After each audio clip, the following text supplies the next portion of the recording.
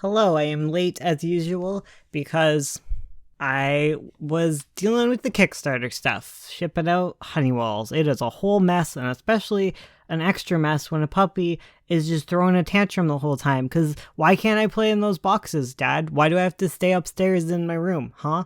Jeez. Puppies, am I right? Okay, so today I'm going to be talking to you about pitching.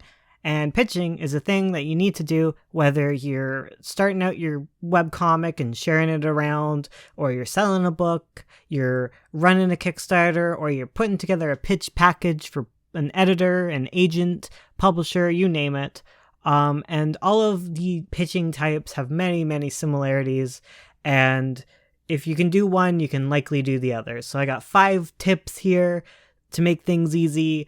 Let's go with tip number 1, know your audience, okay? When you are looking to pitch something, know what audience you are trying to pitch for. Try to narrow it down as much as you can into some sort of demographic. Saying that a comic is for everybody is a trouble for you, okay? Like, try and gear your pitch towards a very specific, targeted audience. And if someone outside of that audience falls into, liking it, that's perfectly fine too, but you're kind of targeting a wide selection of people, and then anyone on the outside who you weren't targeting that like it anyways, that's cool too. But try and be specific in what you pitch to, and look into how other stories are pitched to those people, to that group. And yeah, you just try and look at similar pitches, similar genres, similar age ranges. And the way that you do that is by looking at what's already out there and lean into what you got that they will like, basically. So knowing your audience goes a really far way. Number 2, always put your best foot forward. Use your best pages of comic to showcase how nice your comic is. Don't do some random page that you don't like. Put your favorite pages out there, and at the same time select pages that show your range of skill, okay? Don't show nothing but splash pages, because it'll give the wrong impression of your book. You want to give the right impression of your art's style and such. And if your whole comic isn't nothing but splash pages, don't put nothing but splash pages. Make sure to show one of your typical kind of pages, but make sure it's one of your absolute favorites. Make sure that you can show that you can show narrative in a comic page. That's perfectly awesome to do. It doesn't have to be your best, most flashy pages, but your best narrative page should also be there. Just look for strong compositions and look for pages that are all around excellent in your opinion, or in the opinion of your friends. And this is especially important when you are going after a pitch package type deal, because usually you want to have 5 pages. And it's really good if you can maybe make those 5 continuous pages, page 7, 8, 9, 10, 11, or 1, 2, 3, 4, 5. Just make sure that range hits all sorts of different points that you want to show off. And yeah, you don't have to be as narratively focused when you're just doing pretty pictures that people are going to glance at just to kind of see what your comic looks like. Anyways, tip number 3, for pitching is to distill your comic down. This is the number 1 thing you need to think about when you are pitching anything, is you want to distill your comic down to its most basic elements and what makes it special. Aside from what I was saying for tip number 1, where you want to bring in everything that makes it interesting to a certain demographic, especially what kind of tropes it pulls in, what types of characters you're looking at. You also want to distill your comic down and show why it's different, why it's something that someone would be interested in. When you're distilling your comic down to kind of the blurb on the back of your book, you want to for one, get the tone of your comic correct. You want a scary book to seem scary. You want a romantic book to seem romantic when you read the back. You need to pick language that implies those kind of tones. And you want to also get across the major conflict, because most stories are based around conflict. So when you are distilling it down, make sure you figure out what the main conflict is. Don't try to overclutter it with all of your side conflicts and such. You can pay lip service to them if they build up your tone or they build up your main conflict, but you want to get your the back of your book, the pitch, whatever you have, you want it to, for one, you want it to be its bare elements, like its basic building block elements of your story, while still being interesting and still keeping that tone of your story. It's a super tall order. Usually you want to look for what your main character is and what their main conflict is, and turn that into some sort of elevator pitch. Your elevator pitch doesn't have to be that. It can be anything. And an elevator pitch is different than your tagline. So, man, there's a lot to it, but the first and foremost, distill things down and try to avoid cliches. Don't do in a world. Anything that leads off from in a world, especially when you're pitching, that's a bad idea. Try and avoid the things that makes your story seem cliche and focus on what makes it original.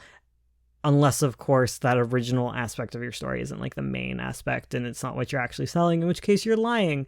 And that only hurts you, because if you promise that this book is going to be about something and it turns out to be completely different, you're going to just like upset the readers that you pitch to. So make sure you're honest and you show what kind of story you're telling. And also find comps. Comps are really important. Comps are comparable works. It's usually like Maze Runner meets Watership Down. Totally didn't just pick two books off my shelf at all. But you know, you find two similar books, similar movies, similar anything, and you combine them together, and that would be your story, basically. All of them will sound cool. Just pick recognizable titles, and you're good. There you go. That is my distilling your comics down section. Super long. Okay, number 4 is include twists and ending bits in your publishing pitches. Okay, this is specifically for pitching to a publisher, but don't be afraid to spoil something if it is integral to the enjoyment of your story. Like, if you feel like you're really excited about a twist because it's really important and it's like ground shaking and it's really what makes your comic unique, make sure to include that twist in your pitch package. Make sure you lead with that if it's really interesting. You don't necessarily have to spoil it. You can just say, like, there's a twist that blank is doing it. Like if you have a mystery novel and the twist at the end is that someone you would least expect is doing it, and that is really ground shaking and really cool, include it in your pitch package. Like, all those M. Night Shyamalan movies probably should include their twists in their pitch package, because that's kind of the basis for the entire story.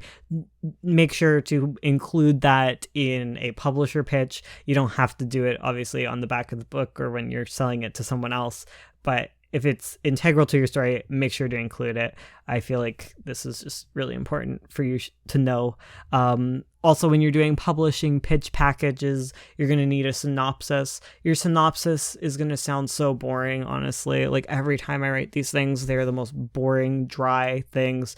Everyone hates writing them. Don't feel bad. They're just to give people like an overview of like what happens in your story, so they can kind of look through and see if like something they don't like something they would never represent happens, or if it's like, or if they need like a refresher, they can look through. So don't feel super bad about your synopsis sounding boring, and make sure to include the entirety of your story from beginning to end in your synopsis, in your pitch package. Okay, be good kids.